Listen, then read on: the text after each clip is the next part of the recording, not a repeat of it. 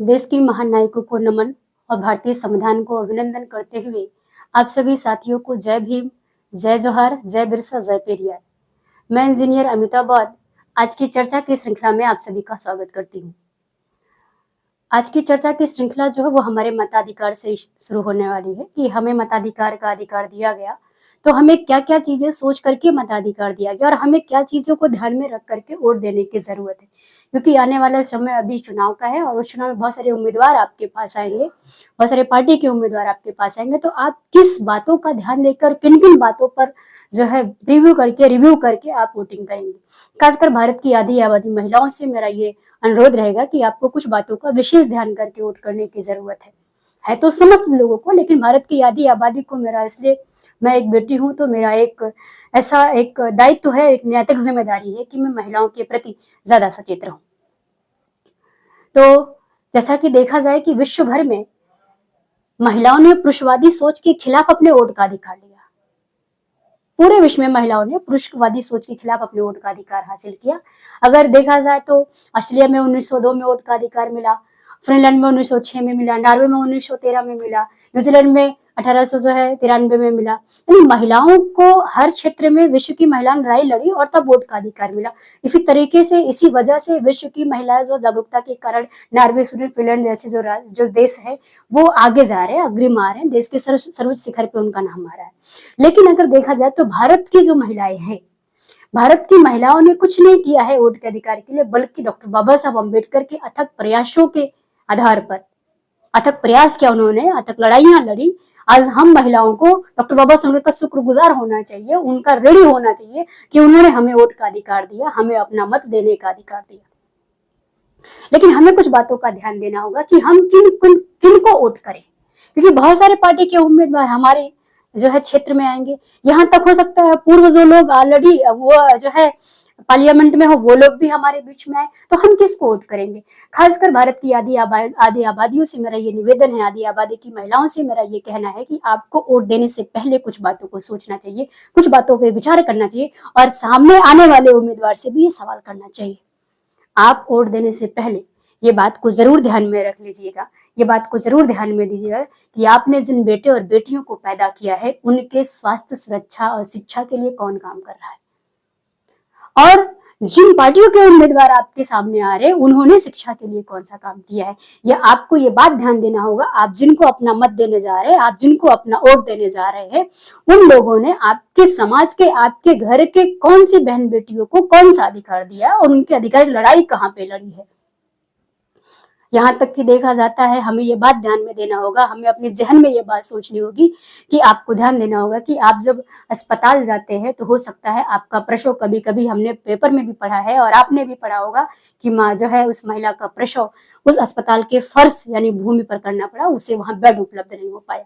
यहाँ तक कि हमारी महिलाओं के बच्चों के लिए, जिन बेटे और बेटियों को हम महिलाओं ने जो है, हम समाज की, देश की आधी आबादी ने पैदा किया है, उन आपके पुत्रों को और आपकी पुत्रियों को कभी कभी ब्लड नहीं मिलता है तो आपको वो ब्लड का जो है, ब्लड बैंक का जो पॉलिथीन बैग है वो खड़ा लेकर के खड़ा होना पड़ता है। केवल उनको ब्लड एक जो है स्टैंड नहीं मिलता है कि वो उस ब्लड के जो है ब्लड के पैकेट को ढंग करके उनको जो है ब्लड प्रोवाइड कराया जाए। तो ऐसी ऐसी भी घटनाएं घटी है। यहाँ तक कि आपने देखा होगा कि आपको अगर इलाज की जरूरत है तो आपके पास पैसे नहीं है तो आपका इलाज नहीं हो पाता, पैसे के अभाव में आप बिना इलाज के रह सकते हैं। यहाँ तक होता है कि आपको खाने के लिए, अगर आप खाने के लिए खाना नहीं है तो आप जिंदा रह सकते हैं, लेकिन कभी कभी आपके उस गांव को, आपके गांव में, आपके क्षेत्र में शुद्ध पानी पीने को नहीं मिलता है। लोग पानी पीने के अभाव में, लोग यहाँ तक कि गंदे पानी पीने के अभाव में उनकी जीवन प्रत्याशा कम होती चली जा रही है। तो हमारे जीवन के आधार का जो स्तंभ, जो 5 साल जिसको आप वोटिंग करेंगे, वो 5 साल आपके जीवन के भविष्य का निर्धारण जा करके करेंगे। तो आपको इन सारी बातों को ध्यान में दे करके वोट करने की जरूरत है।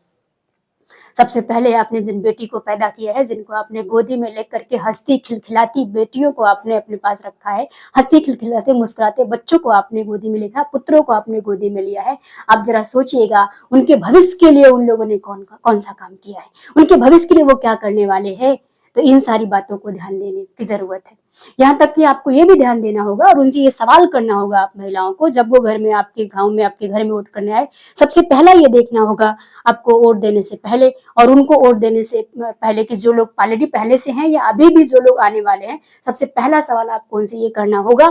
कि आपने बेटियों की शिक्षा के लिए कौन सा काम किया, आपने बेटियों की शिक्षा के लिए कौन सा काम किया, आपने बेटियों की सुरक्षा के लिए कौन सा काम किया, दूसरा आपकी ने बेटियों की सुरक्षा के लिए कौन सा काम किया, आपने हमारे बच्चों की लड़ाई के लिए कौन सा अधिकार दिया,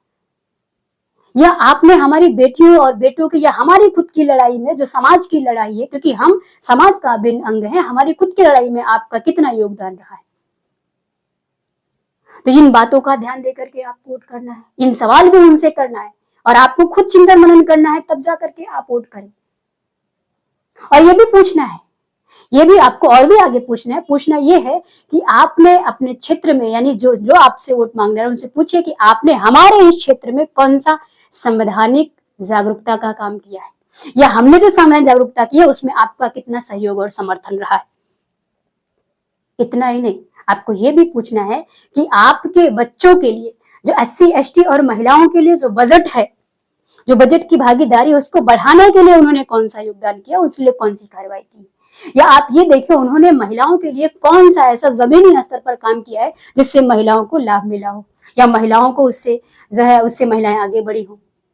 तो ये सारी फील्ड को ध्यान में रख करके आपको वोट देने की जरूरत है। ये सारा सवाल उनसे करना है कि आप आने वाले, ये भी पूछना है आप आने वाले 5 साल में, अगर आपको 5 साल में आपका एजेंडा क्या है, अगर वो एजेंडा में आपका पुराना एजेंडा भी शामिल है, इसका मतलब आपने पहले काम नहीं किया। तो क्यों नहीं किया? क्योंकि हमने तो आपको इस उम्मीद से 5 साल के लिए वहां भेजा है कि आप हमारे बच्चों के मान सम्मान स्वाभिमान शिक्षा के लिए काम करेंगे, स्वास्थ्य के लिए काम करेंगे। हमारा जन्मसिद्ध अधिकार है कि हमें जो है स्वास्थ्य सुरक्षा लोक सेवा की सारी व्यवस्था राज्य कराए। तो आपको हम चुनाव जिता कर वहां भेजते हैं 5 साल, तो आपने हमारे लिए क्या किया? मैं ये बात आपको इसलिए कह रही हूँ। अब दूसरी सबसे महत्वपूर्ण बात ये सोचनी होगी वोट देने से पहले हमारी महिलाओं को, कि आपको वोट देने का अधिकार डॉक्टर बाबा साहब अम्बेडकर ने दिया है, उनका ऋणी हम है, हम उनके ऋणी हम है, उनका शुक्रगुजार हमें करना चाहिए। तो हमें ये बात ध्यान देना होगा कि जो भी उम्मीदवार हमारे क्षेत्र में आ रहे, उन्होंने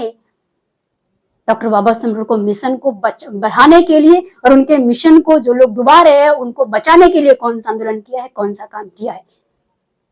अगर इन सारी बातों पे आप खुद आकलन करते हैं और आकलन करने के बाद आप महिलाएं अगर वोट करने का जो है दृढ़ संकल्प लेती है कि हम ऐसे लोग वोट करेंगे जो हमारे जो है संविधान को आगे बढ़ाने का काम करे, अम्बेडकरी मूवमेंट को आगे बढ़ाने का काम करे, हमारी महिलाओं की स्वास्थ्य शिक्षा सुरक्षा का काम करे, हमारी खुद की सुरक्षा का काम करे, हमारे समाज में न्यायपूर्ण अधिकार देने के काम करे, ऐसे उम्मीदवार को वोट करने की जरूरत है। क्यों? क्योंकि